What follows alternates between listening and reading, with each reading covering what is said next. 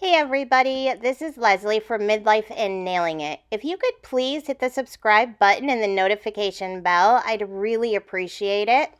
Today I am participating in a Sweets for Your Sweetie collab hosted by Vee-ology, Mrs. V, and Tennessee Kim. I will put a link to their channels in the description box below, as well as a link to the Sweets for Your Sweetie collab playlist. Make sure you check these awesome ladies out and all the other ideas for this collab. I hope you enjoy. Okay guys, so the sweet I decided to make for my sweetie involves chocolate and a hammer. What's not to like about that? How much fun is that gonna be, right? I am calling it the Don't Go Breaking My Heart chocolate heart, but never fear. Maybe you're going through a divorce. Maybe you're going through a breakup. In that case, make the heart anyways. There's chocolate, there's a hammer to take out your frustrations. All you gotta do is retitle it. So in that case, we'll call it the I Hate Myself for Loving You chocolate heart, or the I Don't Want No Scrubs chocolate heart. Or maybe you're content with being by yourself. You still like chocolate, and let's face it, it's fun to beat something with a hammer, right? So you could totally call your heart, what's love got to do with it? Maybe you guys have an idea what we could call these hearts, right? So why don't you leave your ideas in the comments below. I'll give you a point for leaving a comment and 2 points if it's a song title. Of course, you don't win anything, but, you know, for fun. So without further ado, let's get this chocolate party started. What you're gonna need is a heart-shaped pan, and then I am using some parchment paper. So you want to make sure you have parchment paper because you want to put that into your heart so that your chocolate doesn't stick to the heart and comes out more easily. You're going to need 2 different candy melts, and since it's for Valentine's, I went with these pink candy melts. And then I also picked up these dark chocolate melting wafers, but you could use milk chocolate or whatever kind of chocolate you wanted. And then I have here, I picked up these little red, white, and pink sprinkles, and then around the outer edge I'm going to use these sprinkles, which those are red, white, and pink as well, but they're little hearts actually. You're going to want to get your hands on a little hammer or mallet of some sort, and I just went ahead and got this crab and lobster mallet from Walmart. I think I got this on walmart.com. I found it and it was like $3.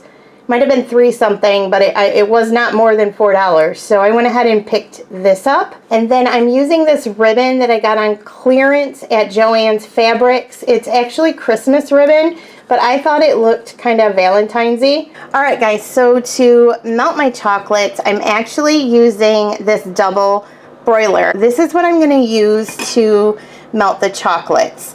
And the reason why people want to use something like a double broiler to melt chocolates is because melting chocolate, you can easily scorch your chocolate. There's actually like a pot at the bottom that you put a little bit of water in, and then it just sits on top very nicely, and you're able to melt your chocolates. Now, don't worry at all if you don't have one of these, because you can actually use, you know, your pot that's about that size, fill it up with a little bit of water, and then if you have one of those metal bowls that sit down in there, you don't want it to touch the bottom of your pot because then it would scorch the chocolate. It needs to set above the water so there's room for the water and for the steam that accumulates in there that melts the chocolate. And then I'm gonna go ahead with these pink candy melts and just dump them into my double broiler.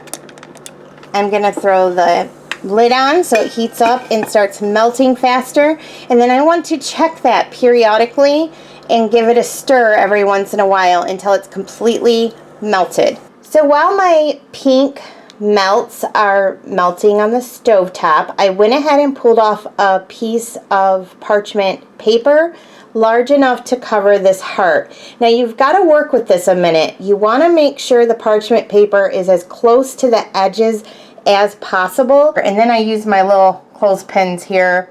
You could use tape or whatever, because this is not going in the oven, to hold down my sides there so that they wouldn't mess up on me. And then of course the weight of the pink melts in the chocolate will help as well. My pink melts here have started melting, and so I just need to make sure that I give them a stir once in a while. So yeah, they're melting quite nicely, and I just come in with my spatula and give it a stir once in a while. So this is going to be done pretty quickly here. You just use your spatula and get your chocolate in here, and then you want to work pretty quickly, and it's going to be a thin layer, and you want to make sure you get the chocolate right up to all the edges. And so I'm going to go ahead and finish doing that with the camera put down and show you what it looks like when it's done, because I got to work pretty quick here. So I made sure I got the chocolate as close to the edges as I possibly could, and then I went ahead and picked my pan up and dropped it a few times, and that really evened things out quite well. So I'm going to go ahead and put this layer into the refrigerator until it is completely hardened. Okay, so my pink melts are completely set up, but I'm going to leave them in the fridge until my dark chocolate has melted. So I went ahead and just put these in the pan. I'm going to cover them. So I'm going to check them and stir them periodically, just like I did my pink melts. Okay, so these are just starting to melt, so I need to put the lid back on and just give them a couple, not even probably a minute, and these will be completely melted. So I just wanted to show you real quick that when you touch this, there's no give to it. You can totally tell when the pink melts are set.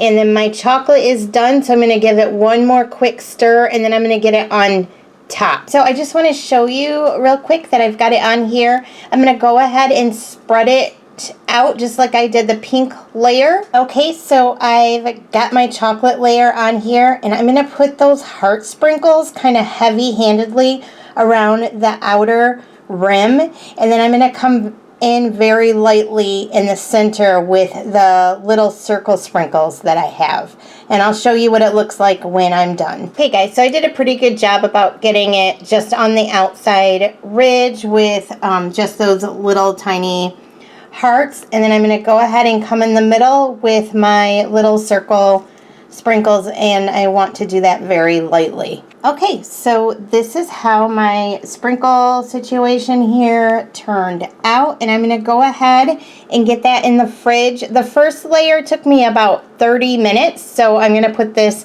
in the fridge for about that long and then check it. This is how it turned out. I am super, super happy with it, and I am going to go ahead and try to lift it out of this pan and get it set up for you, so I will be right back. Okay guys, so this turned out beyond my expectations. It came right out of the pan with that parchment paper and peeled right off without any problems whatsoever. The mallet I added a little bow to just to make it cute, and then I want to show you, let's get down here. And then I also want to show you, see the layers? See how it's pink and then chocolate, and then you've got your sprinkles? This is so flippin' cute, and anyone would be happy to get this as a gift, whether you have a significant other or you want to give it to some kids or a friend, or maybe you just want to make it for yourself. So this Valentine's Day, guys, I would like to encourage you to be sweet to your sweetie, be sweet to your kids, be sweet to the people in your life, but most of all, be super sweet to yourself. Thank you so much for watching this video, and I'll see you soon.